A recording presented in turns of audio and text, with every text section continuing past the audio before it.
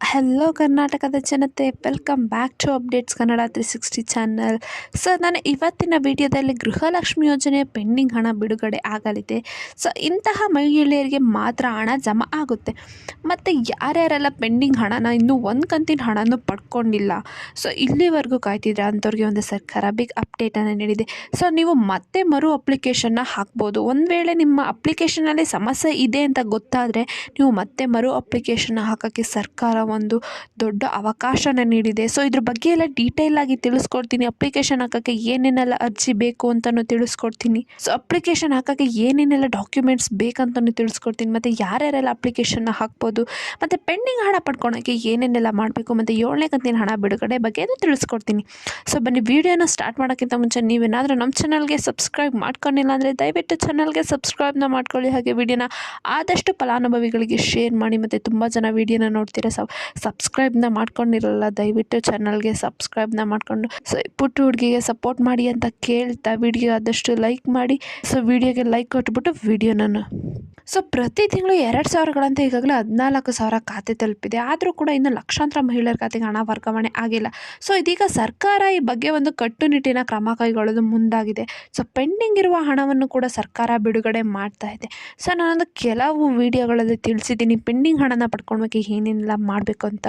So ಈ ವಿಡಿಯೋದಲ್ಲೂ detail ಆಗಿ ತಿಳಿಸ್ಕೊಡ್ತೀನಿ. ಬನ್ನಿ, ಏನೇನೆಲ್ಲ ಕೆಲಸ ಮಾಡಿದ್ರೆ ಪೆಂಡಿಂಗ್ ಹಣ ಬರುತ್ತೆ ಮತ್ತು ಯಾರ್ಯಾರಿಗೆ ಪೆಂಡಿಂಗ್ ಹಣ ಬರುತ್ತೆ ಅಂತ ತಿಳ್ಕೊಳ್ಳೋಣ. ಸೊ ಯಾಕೆ ನಿಮ್ಮ ಖಾತೆಗೆ ಹಣ ಜಮಾ ಆಗ್ತಿಲ್ಲ?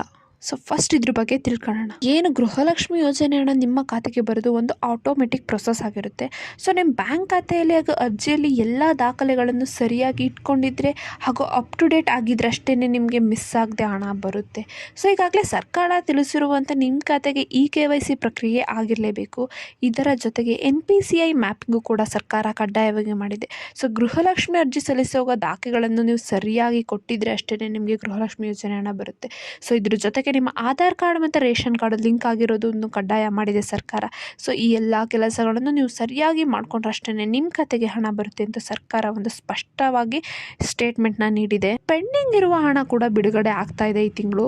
ಸೊ ಹೌದು, ಕಳೆದ ತಿಂಗಳು 23, 24, 25 ಹಾಗೂ 26ನೇ ತಾರೀಕಂದು ಹಾವೇರಿ ಜಿಲ್ಲೆಯ ಒಬ್ಬರು ಮಹಿಳೆಯರಿಗೆ ಪ್ರತಿದಿನ 2,000 ರೂಪಾಯಿಗಳಂತೆ 5 ದಿನಗಳ ಕಾಲ 10,000 ರೂಪಾಯಿ ಅಂದರೆ 5 ಕಂತಿನ ಹಣ ಅವರಿಗೆ ಜಮಾ ಆಗಿದೆ.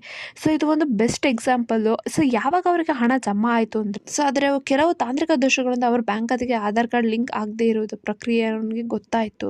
ಸೊ ಗೊತ್ತಾದ ಮೇಲೆ ನೀಟಾಗಿ ಆಧಾರ್ ಕಾರ್ಡ್ನ ಲಿಂಕ್ ಮಾಡಿಸ್ಕೊಂಡ್ಮೇಲೆ ಅವರಿಗೆ ಹಣ ಬಂದಿದೆ.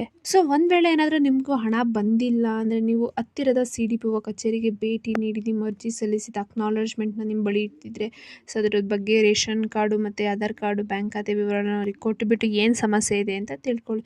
ಸೊ ಈ ಎಲ್ಲ ಮಾಹಿತಿಗಳನ್ನ ಕೊಟ್ಟರೆ ಅವರು ನಿಮಗೆ ಏನು ಸಮಸ್ಯೆ ಇದೆ ಅಂತ ತಿಳಿಸ್ಕೊಡ್ತಾರೆ. ಸೊ ಮತ್ತು 7ನೇ ಕಂತಿನ ಹಣ ಬಿಡುಗಡೆ ಆಗಿದೆ 15ನೇ ತಾರೀಕು ಈ ತಿಂಗಳೇ.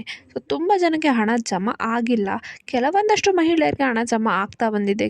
ಕರ್ನಾಟಕದ 28 ಜಿಲ್ಲೆಗಳಿಗೆ ಹಣ ಜಮಾ ಆಗಿದೆ. ಸೊ ಯಾರ್ಯಾರೆಲ್ಲ 7ನೇ ಕಂತಿನ ಹಣಕ್ಕೋಸ್ಕರ ಕಾಯ್ತಿದ್ರೆ ಅವರು ಈ ತಿಂಗಳನ್ನೇ ಪಡ್ಕೋಬೋದು. ಸೊ ಇಲ್ಲಿ ಹೊಸ ಅರ್ಜಿ ಸಲ್ಲಿಕೆಗೂ ಕೂಡ ಸರ್ಕಾರ ಅವಕಾಶನ ನೀಡಿದೆ. ಸೊ ಏನಾದರೂ ನಿಮ್ಮ ಬ್ಯಾಂಕ್ ಖಾತೆಗೆ ಹಣ ಜಮಾ ಆಗಿಲ್ಲ ಒಂದು ಕಂತಿಂದು ಅಂದರೆ ಏನೋ ಒಂದು ಸಮಸ್ಯೆಯಿಂದ ಆಗಿರಲ್ಲ, ಅಪ್ಡೇಷನ್ ಅಥವಾ ಲಿಂಕಿಂಗ್ ಪ್ರೊಸೆಸ್ಸು, ಒಂದು ಅಪ್ಲಿಕೇಶನ್ ನಿಮ್ಮದು ರಿಜೆಕ್ಟ್ ಆಗಿರ್ಬೋದು.